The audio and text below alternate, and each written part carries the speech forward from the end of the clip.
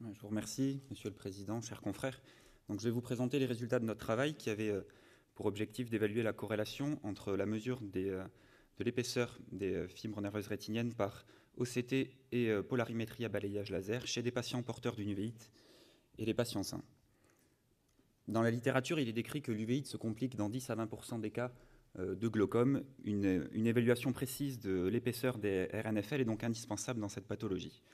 Voici les résultats de l'étude de Moore qui a évalué cette épaisseur des fibres nerveuses rétiniennes chez des patients présentant une uvéite seule ou associée à un glaucome évolutif.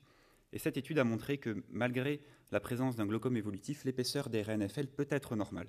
Comme on peut le voir ici sur ce schéma, sur cette figure, on voit bien, aussi bien pour les patients présentant une uvite active qu'une uvite inactive, que l'épaisseur des RNFL est dans les limites de la normale, et ceci avec un épaississement qui est significatif par rapport aux données de la littérature concernant les patients glaucomateux. Nous avons donc voulu savoir quelle était l'origine de l'épaississement des fibres optiques en l'absence d'œdème papillaire clinique chez les patients porteurs d'une uvéite et rechercher s'il existait une discordance entre les mesures faites par tomographie par cohérence optique et polarimétrie. Pour cela, nous avons donc évalué cette épaisseur des RNFL par ces deux techniques d'imagerie et nous avons ensuite évalué la corrélation entre les différentes mesures. Une diapositive rapide sur les principes de ces deux examens pour montrer qu'ils donnent tous les deux l'épaisseur des RNFL, mais les techniques de mesure sont totalement différentes. Le GDX, lui, utilise le principe de biréfringence lié à la présence de microtubules et de neurofilaments au niveau des axones des cellules ganglionnaires. C'est donc une analyse d'une typologie cellulaire qui permet de donner cette épaisseur. Ces deux coupes microscopie électronique montrent que la densité en neurofilaments est différente au niveau des deux axones, ce qui donne cet aspect en double bosse. L'OCT, lui, utilise le principe d'interférométrie et détermine l'épaisseur des RNFL par segmentation uniquement de la couche entre la membrane limitante interne et la couche de cellules ganglionnaires. Ce n'est donc pas du tout le même principe d'analyse.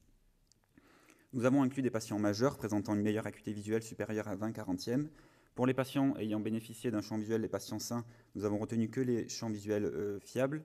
Nous avons exclu les patients présentant une rétinopathie et une neuropathie, y compris glaucomateuse, et les patients ayant bénéficié d'une chirurgie ou d'un laser dans les 6 mois précédents. Chacun des patients a bénéficié d'un examen ophtalmologique standard avec mesure de l'acuité visuelle, examen du fond d'œil. Et mesure bien sûr de la pression intraoculaire.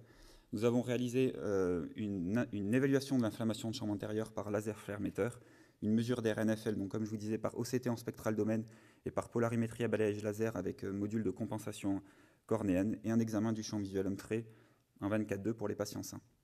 Nous avons donc inclus 92 yeux de 54 patients, 50 sains et 42 yeux uvéites. La moyenne des âges n'était pas statistiquement significative, enfin n'était pas différente entre les deux groupes. Un flair qui était bien entendu différent entre le groupe sain aux alentours de 4 photons par milliseconde et aux alentours de 40 photons par milliseconde pour le groupe uvéite. Et nous avons divisé le groupe uvéite en deux sous-groupes avec 25 patients présentant une uvite active et 17 patients une uvite inactive. Ceci était basé sur les critères de la classification internationale. Voici les résultats concernant les mesures des RNFL par OCT, et on remarque qu'il existe une augmentation significative de l'épaisseur des RNFL, alors le pointeur, uniquement au niveau du groupe uvéite active, et qu'on ne retrouve pas de différence entre le groupe uvéite inactive et le groupe de patients sains. Donc uniquement en SDOCT, il y avait une augmentation des RNFL dans le groupe uvéite active.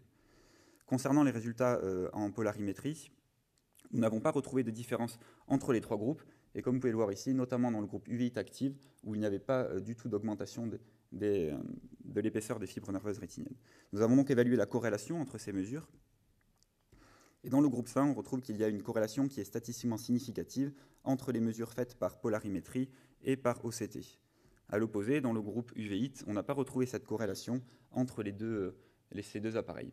Donc l'absence de corrélation dans le groupe uvéite nous fait poser des questions, et notamment sur les différentes limites des différents examens.